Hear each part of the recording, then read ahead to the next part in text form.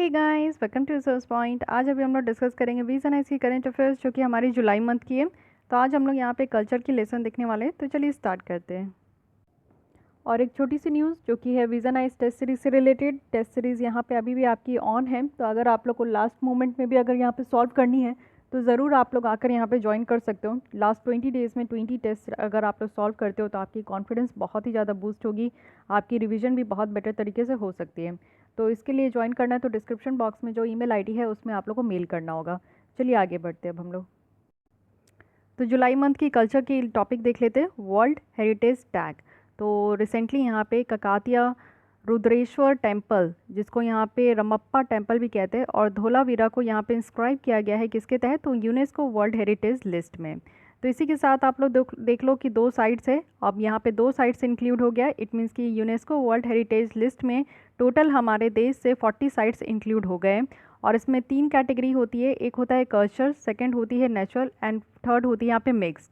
तो अगर हम लोग बात करें तो कल्चर में यहाँ पे 32 है, नेचुरल में हमारा यहाँ पे 7 है और मिक्स्ड में हमारा यहाँ पे 1 है। तो टोटल हो गए अब 40। तो ये आपको कैटेगराइजेशन भी याद रखनी है जो कि काफ़ी इंपॉर्टेंट है। धोलावीरा की बात करूँ तो ये फर्स्ट साइट है हमारे एंशिएंट इंडस वैली सिविलाइजेशन की जिसको ऐसा टैग मिला है, तो इसलिए भी काफ़ी इंपॉर्टेंट है। आइए देख लेते हैं यहाँ पे पूरी 40 जो साइट्स है वर्ल्ड हेरिटेज साइट्स में, उसको यहाँ पे बहुत अच्छे तरीके से दर्शाया गया है। तो एक एक करके आप लोग देख सकते हो यहाँ पे।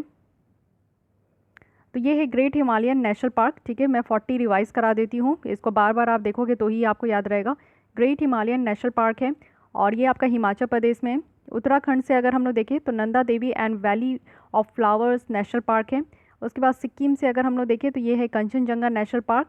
फिर उसके बाद असम से आते हैं तो असम में है Manas wild life sanctuary and Kaziranga wild life sanctuary, ठीक है। उसके बाद अगर हम लोग इधर आते हैं तो आपको यहाँ पे दिल्ली से देखने को मिलेगा कुतुब कॉम्प्लेक्स, हुमायूं टॉम्ब और रेड फोर्ट कॉम्प्लेक्सेस हैं। उसके बाद अगर हम लोग बात करें तो चंडीगढ़ पंजाब से ये आपका कैपिटल कॉम्प्लेक्स है। फिर यहाँ पे अगर हम लोग राजस्थान वाले एरिया से देखें तो किलाडो नेशनल पार्क है, जयपुर सिटी है एंड देन यहाँ पे जंतर मंतर जयपुर है। गुजरात से देखें तो रानी की वाव है, धोलावीरा है और हिस्टोरिकल सिटी ऑफ अहमदाबाद है, ठीक है। फिर उसके बाद आप लोग देख सकते हो कि मध्य प्रदेश से ये सांची स्तूपा है and rock shelter of Bhimbetka है। एंड देन यहाँ पे अगर आए दिल्ली में आप देख सकते हो आगरा में आगरा फोर्ट है, ताजमहल है और फतेहपुर सिकरी भी है। बिहार में नालंदा है, बोध गया है। तो अपने अपने राज्यों का याद कर लीजिए कि कौन कौन सी यूनेस्को लिस्ट में ये आपका इंक्लूडेड है। उसके बाद अगर हम लोग देखें मध्य प्रदेश में तो ये देख चुके हैं, खाजुराहो ग्रुप ऑफ मॉन्यूमेंट्स भी हैं। एंड देन यहाँ पे महाराष्ट्र में आए तो महाराष्ट्र में बहुत सारे हैं।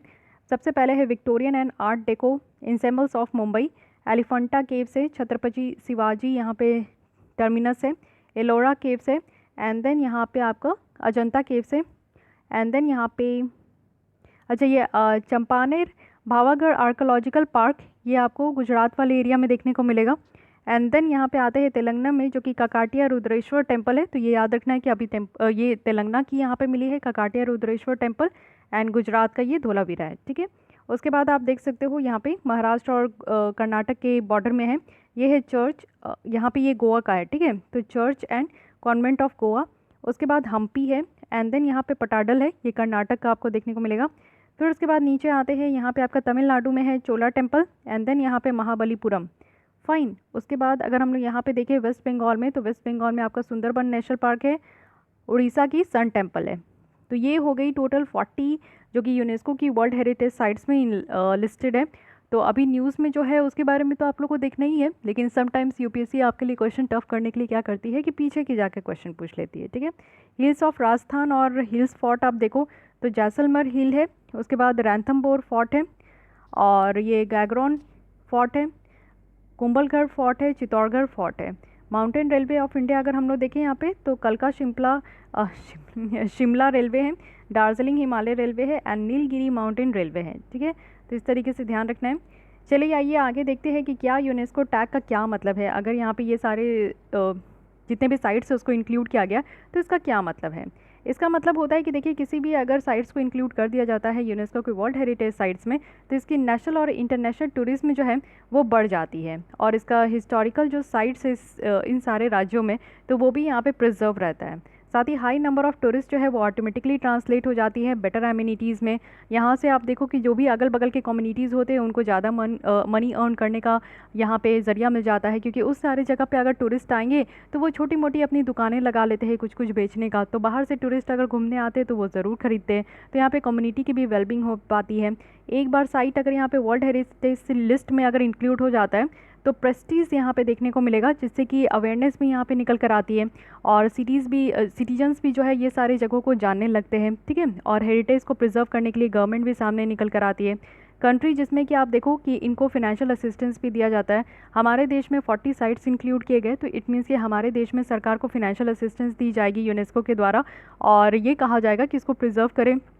और इंस्क्राइब साइट्स जो है वो प्रोटेक्शन भी यहाँ पे इनको मिलता है, जो जेनेवा कन्वेंशन है। इट मीन्स कि अगर वॉर के टाइम में मान लीजिए कि कोई युद्ध हो जाता है, युद्ध के टाइम में अगर ये सारे मॉन्यूमेंट्स जितने भी हैं साइट्स अगर ये टूट जाते हैं ना, तो इसको जेनेवा कन्वेंशन के तहत प्रोटेक्शन भी मिलता है कि ऐसे साइट्स को नहीं तोड़ना है। ओके, तो ये भी ध्यान रखना है। रिलेटेड न्यूज़ देख लेते हैं। रिसेंटली यूनेस्को की जो हिस्टोरिक अर्बन लैंडस्केप प्रोजेक्ट है वो भी ग्वालियर और ओरछा साइट्स के लिए, तो इसको लॉन्च किया गया है।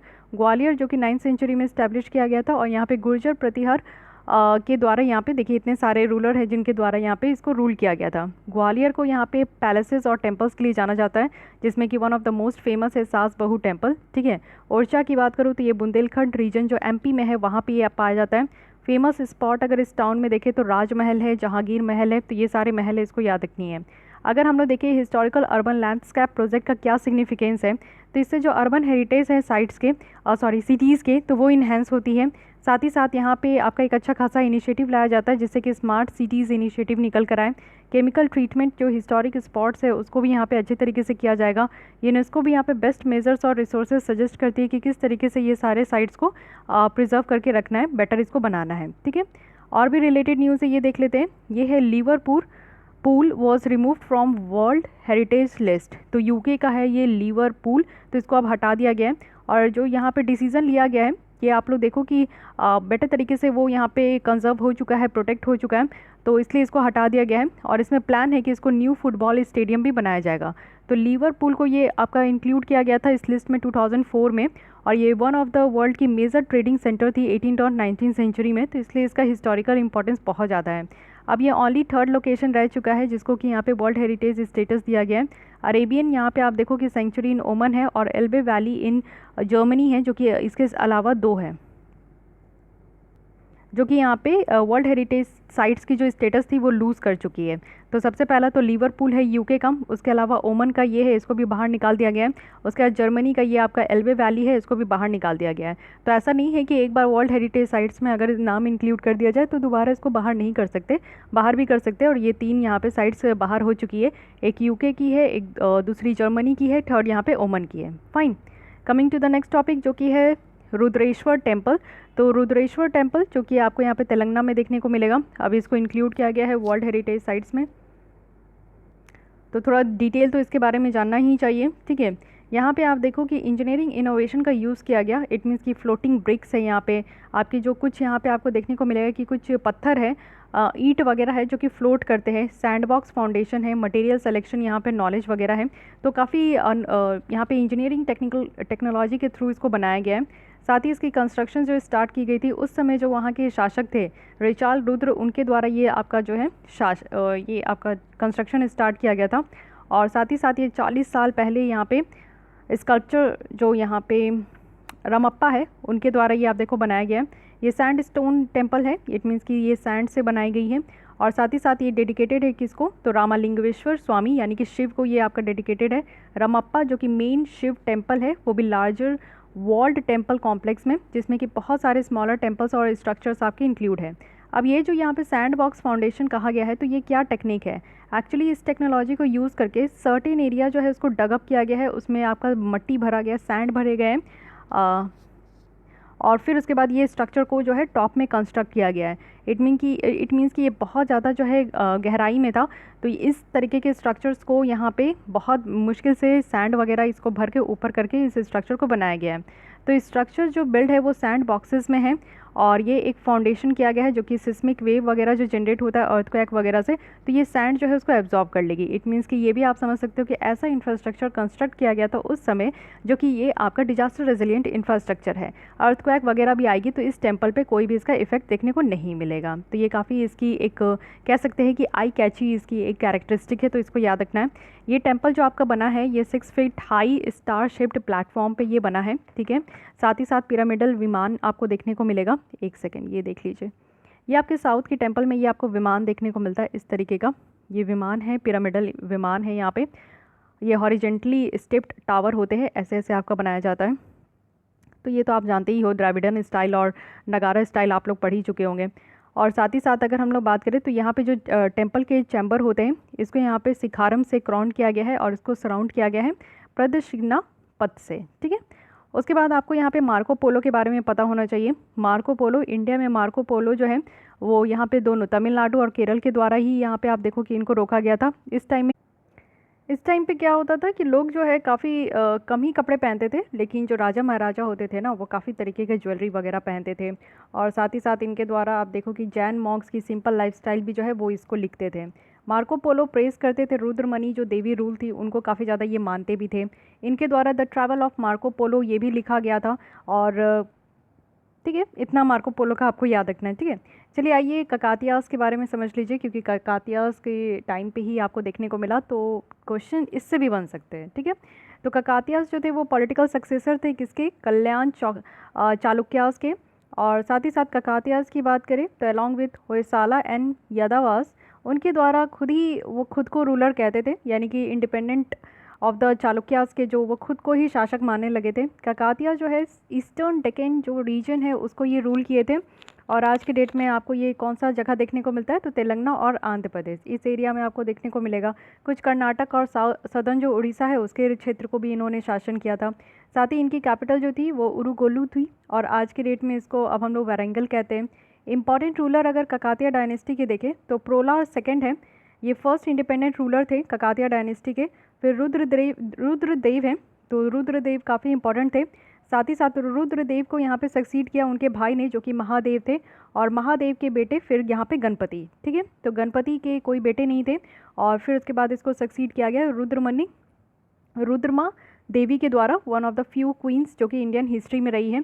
तो क्वींस जितनी भी रही है उनके बारे में आपको पता होना चाहिए। ये डायरेक्टली आपसे पूछ सकते हैं कि रुद्रमा जो देवी थी वो कहाँ की शासक थी, तो ये भी आपसे पूछा जा सकता है। 1303 में अलाउद्दीन खिलजी जो थे वो ककातिया टेरिटरी में घुस चुके थे, और उसके बाद जो है वो इसको ख़त्म कर दिए थे। अगर कंट्रीब्यूशन देखें ककातिया का तो आर्ट, आर्किटेक्चर और लिटरेचर में काफ़ी हद तक था। इनके द्वारा काफ़ी टेम्पल्स भी बनाए गए थे, और जो विसारा स्टाइल है विमान का वो भी चालुक्यस थे, तो वो भी अडॉप्ट किए थे इन्होंने। और सिंपल मटेरियल का यूज़ करते थे, जैसे अभी आपने देखा कि सैंड वगैरह का यूज़ करते थे टेम्पल को बनाने के लिए। वेल प्लान्ड इरिगेशन सिस्टम था इनके टाइम पे।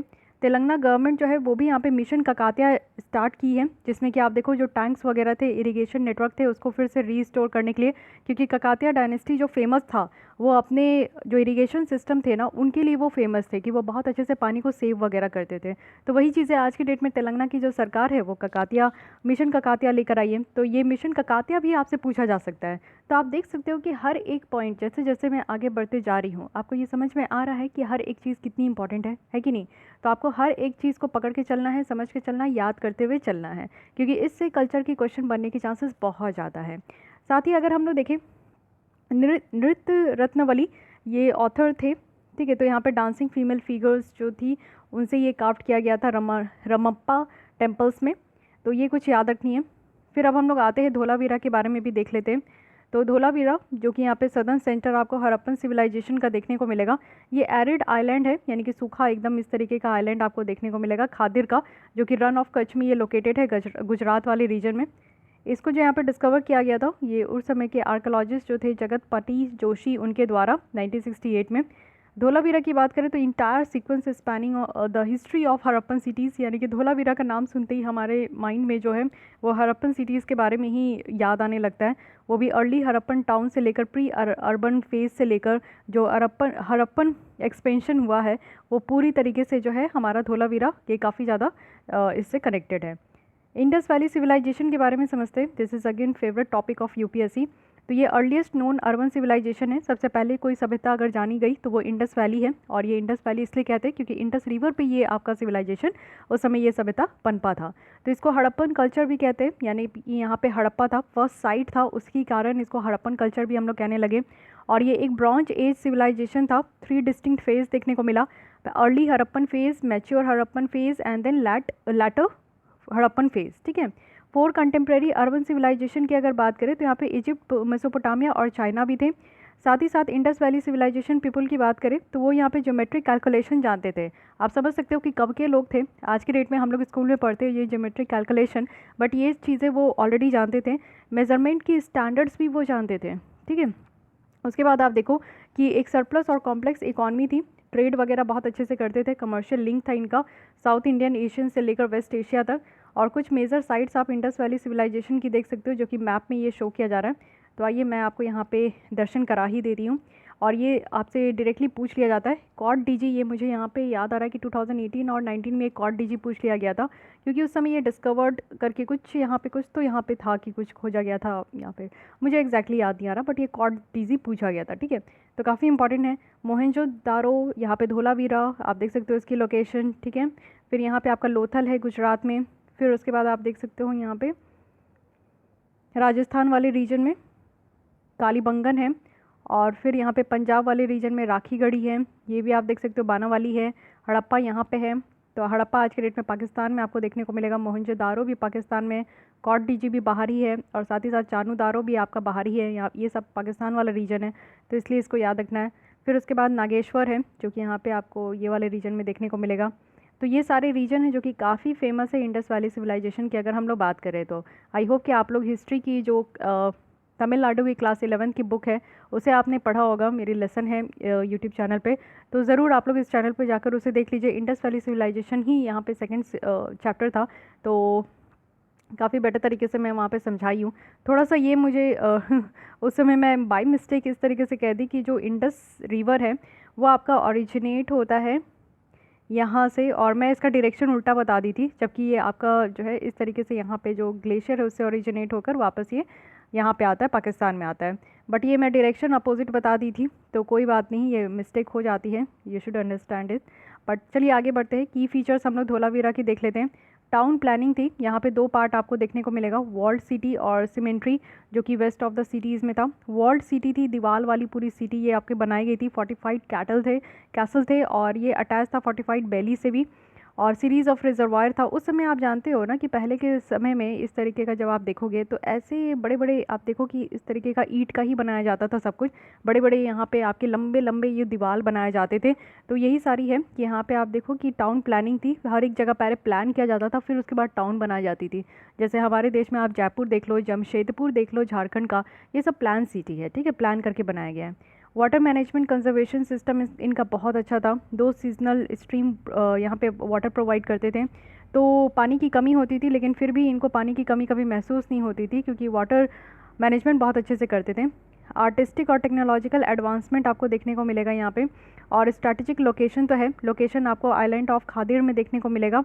और यहाँ पे डिफरेंट मिनरल्स और रॉ मटेरियल सोर्सेज भी मिलते हैं, जैसे कॉपर, शेल, ये सब हो गए। फैसिलिटेट है इंटरनल और एक्सटर्नल ट्रेड यहाँ पे।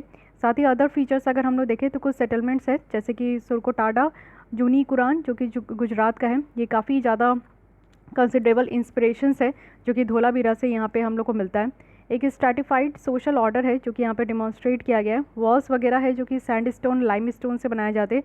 कुछ यूनिक फीचर्स अगर हम लोग धोलावीरा की बात करें तो यहाँ पे कास्केडिंग सीरीज़ है वाटर रिजर्वायर का। आउटर यहाँ पे फोर्टिफिकेशन है, 2 यहाँ पे मल्टीपर्पज़ ग्राउंड देखने को मिलेगा। तो इस तरीके से आप समझ सकते हो कि काफ़ी ज़्यादा ये सर्वगुण संपन्न जगह था।